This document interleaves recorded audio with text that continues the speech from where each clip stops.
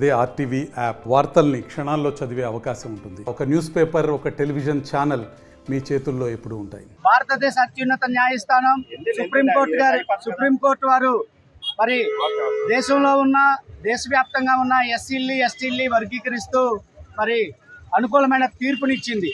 దీన్ని వ్యతిరేకిస్తూ జాతీయ స్థాయిలో బహుజన్ సమాజ్ పార్టీ కానీ, ఆజాద్ సమాజ్ పార్టీ కానీ అనేక మంది ప్రజాస్వామికవాదులు ఈ యొక్క నిరసన కార్యక్రమాలు ఆ రోజు నుంచి ఈ రోజు వరకు జరిగాయి.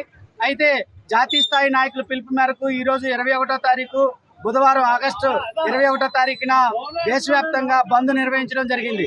అందులో భాగంగా విజయనగరం జిల్లా కేంద్రంలో అన్ని మండలాల్లో కూడా బంద్ నిర్వహిస్తూ విజయనగరం జిల్లా కేంద్రం ఆర్టీసీ కాంప్లెక్స్ వద్ద మరి శాంతియుతంగా బంద్ నిర్వహించడం జరిగింది.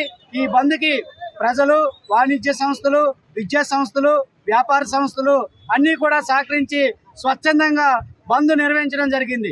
ఈ యొక్క బంద్ నిర్వహించడమే కాకుండా భారతదేశంలో ఉన్న నరేంద్ర మోడీ గారికి మేము ఒకటే కోరుతున్నాం, ప్రధానమంత్రి పదవికి, ముఖ్యమంత్రి పదవికి మీకు దమ్ముందా క్రిమినల్ తీసుకురాగలరా? ఎస్సీ ఎస్టీల్ని మీరు వర్గీకరించారు, తప్పనిసరిగా వారి యొక్క ఆగ్రహాన్ని చవి చూసే రోజు దగ్గర ఉందని మర్చిపోవద్దని ఈ సందర్భంగా చెప్తున్నాం. ఎస్సీ ఎస్టీల్ని రాజ్యాంగ విరుద్ధంగా విడదీసే హక్కు మీకెవరికీ లేదని చెప్పి ఈ సందర్భంగా కోరుతూ ఈ యొక్క కార్యక్రమంలో విజయనగరం జిల్లాలో ఉన్న ప్రతి దళిత సంఘం, ప్రతి ప్రజా సంఘం, ప్రజాస్వామ్యవాదులు పాల్గొన్నారు. వారందరికీ కూడా ప్రత్యేకమైన జై భీములు తెలియజేస్తూ సెలవు తీసుకుంటున్నాం. జై భీమ్, జై భారత్. హైదరాబాద్ సుచిత్ర సర్కిల్ కి ఒక విశేషం. మీ లలిత జ్యువెలరీ సుచిత్ర సర్కిల్ కి వచ్చేసింది. ఆగస్టు 18న బ్రహ్మాండమైన ప్రారంభోత్సవం. Lalitha jewellery, A block, green park avenue, Suchitra road. మీ లలిత జ్యువెలరీలో ధరలు చెక్ చేయండి.